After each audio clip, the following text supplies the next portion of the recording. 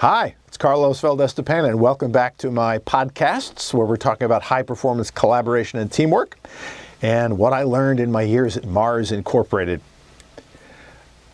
A big takeaway for me was the idea that what's needed to make teamwork tangible and deliver better results is that teamwork and collaboration must be more intentional. It's not just about an attitude or a good idea, it's about becoming more intentional. Let me explain a bit about what that means. Mars, like a lot of companies, has recognition programs, formal and informal. And one of the informal ones when I was there years ago, and actually they tried this in several different shapes and forms, was a spot award for what they called Make the Difference. Now, the Make the Difference awards at Mars are a big deal. Every 3 years, I think it is, they give out a series of awards to Mars associates and groups who have contributed significantly to the business. I myself was lucky enough to win a Make the Difference award for the work I did in high-performance collaboration. But before, as that was evolving, these spot awards were around. And what was a spot award?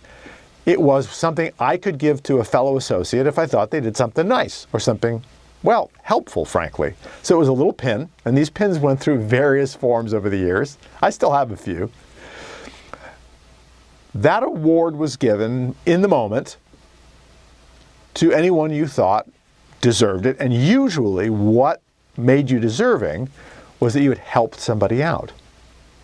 Now, helpfulness is an absolutely wonderful quality. We could use more of it in the world, and more of it in the places we work. But are helpfulness and collaboration the same thing?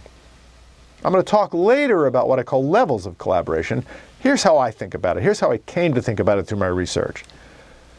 Most of what passes for collaboration at Mars and elsewhere is actually reactive helpfulness. In other words, someone realizes well into a project that they're stuck and they need something. So they reach out for help. At Mars, you almost always get it. I over my 17 years with Mars, no one ever said no to me, right? I had reason to give spot awards. But is that the best we can do with collaboration? As I looked through all this data I had accumulated as I was preparing this manager development program, it occurred to me that people were waiting for collaboration to happen to them, waiting for opportunities to be helpful so they would feel as if they were doing teamwork.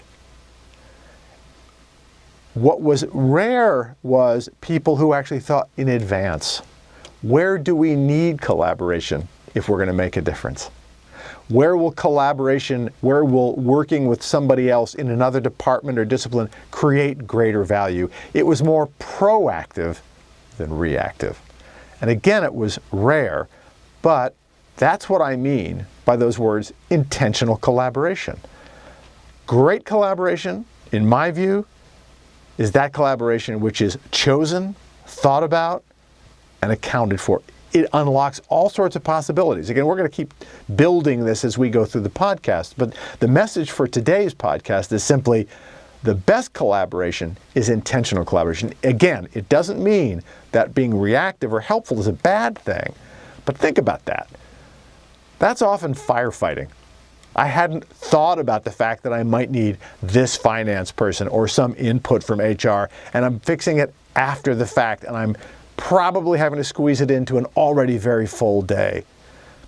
Firefighting can feel really good, right? You're fixing a problem. But what if you'd thought in advance about who else you would need, what else you would need, and you wouldn't have to put the extra energy and the extra hours into fixing it after the fact?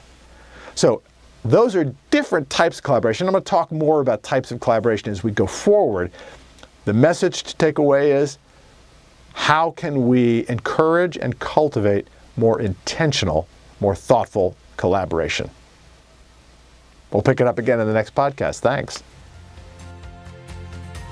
If you enjoyed this episode, please subscribe to my YouTube channel, or you can contact me through my website, lessonsfrommars.net. That's lessonsfrommars.net.